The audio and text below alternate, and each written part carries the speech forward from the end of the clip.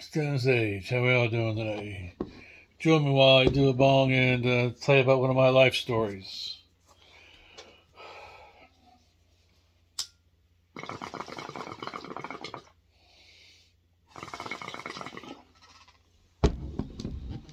Coming to Florida for the first time.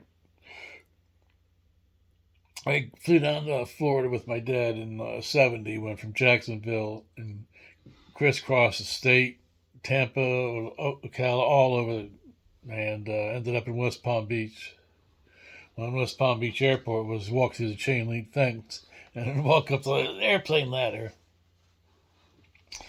But anyway, I'd come down for the Orange Bowl and another visit to Florida. This again was in Lauderdale.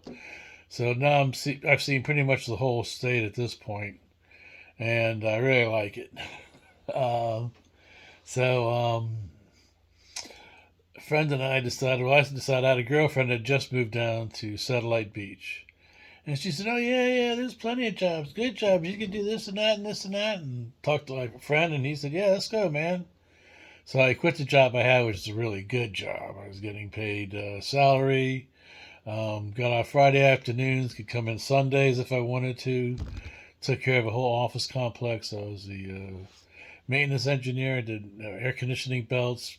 Got offices ready, and that really cush job. Oh man, had my own office. It was nice. So decided to move down to Florida, and I got my '72 Vega at the time, and rented a 5x8 trailer, which is just about as big as a Vega. Made it all the way down to Florida. It was a long ass drive because 95 back then wasn't complete, so you had to go through real narrow roads, old roads, and you were competing with these tractor trailers. So, but we got down. Again, it was in February, so it was beautiful. Found a place right across from the ocean. We walked across A1A. At that time, it was a vacant lot. Um, then I looked up. Now there's a big house built, so you don't have the view, but still beautiful. And being a janitor, I was able to find a job. My second phone call, I found that was a good way to find jobs. Being a janitor, just look in the yellow pages, and the one that has the biggest ad, call them first. Usually, it only took one or two. I only had to do it a few times, but both times, second call, boom, I had a job and start that day. So got my job down there, and I worked for a Red Cap cleaning company. We did carpet cleaning, floors, and I found out military inspections. But I'll tell you what, they are white glove and they are tough. First time I did it, they said, "All right, here, man, go to it."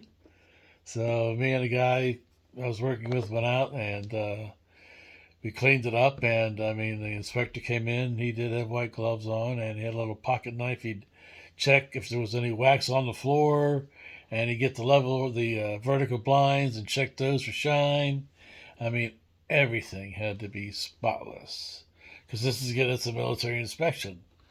And first time, again, this was my first time. I didn't know about doing something in the air conditioner coils and one or two other small things. And he says, "This is my first time. Take care of it, and now it's good." And after that, it became, a regular thing. We'd go in and do these 2 or 3 bedroom apartments, and again have past military inspection. It's kind of pretty cool doing that and being able to pass the inspection. And this guy was tough. You get that white glove and run it over the floor, and he'd look at it. It had to be clean. It's like, okay.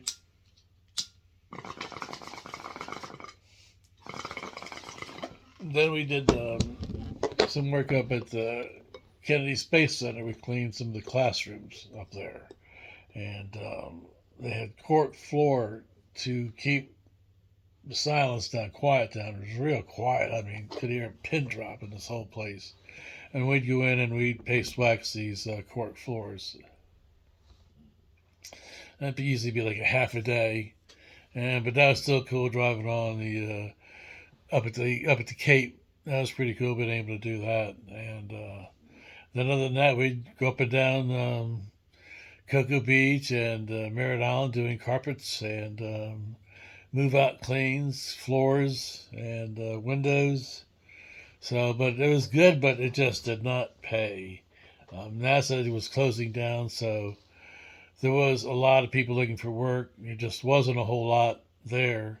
Again, this is early 70s. Well, it was Patrick Air Force Base, but again, there just wasn't a lot in Cocoa Beach in the early 70s.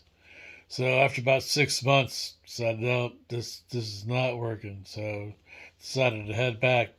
But it was cool being able to work on Patrick Air Force Base, doing that, and going up to the Space Center. So yeah, it was a pretty cool job. Alrighty, here's one more bong.